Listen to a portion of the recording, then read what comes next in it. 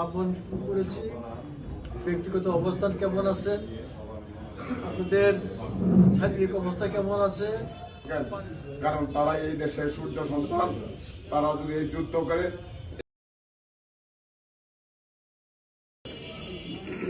সম্মানিত প্রধানমন্ত্রী,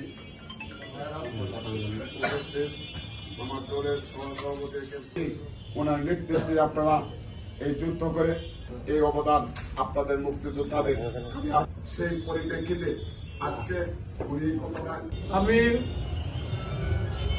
অবাক হয়ে গেছি যারা স্বাধীনতা যুদ্ধ মানে নাই, যারা দেশের মানচিত্র এখনো মানে না, যারা স্বাধীনতার পক্ষে যুদ্ধের স্বাধীনতা এখনো পর্যন্ত যারা স্বীকৃতি দেয় নাই, তারা বাংলাদেশের এই রাজাকার বাহিনী নির্বাচনে অংশ নেয়, আর আমার বীর মুক্তিযোদ্ধা বাহিনী চুপ করে থাকবে, এটা হতে পারে না। ঠিক স্বাধীনতার বিপক্ষে শক্তিরা বিগত 12 তারিখে তারা আমার সাথে, যারা আমরা স্বাধীনতার পক্ষের শক্তি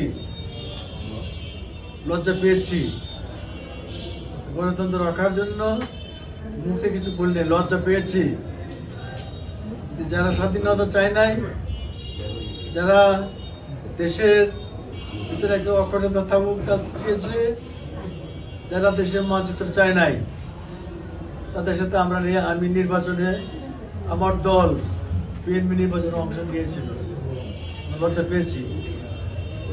এবং তারা বুক খোলায় নব্য রাজাকারদের সাথে নিয়ে এরা প্রায় 63,000 ভোট পেয়েছে।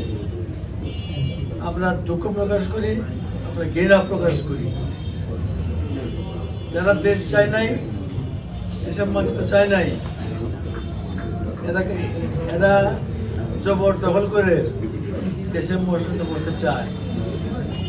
আজকে আপনাদের কাছে অনুরোধ, 71-এর হাতিয়ার জেগে উঠলো আরেকবার ইনশাআল্লাহ।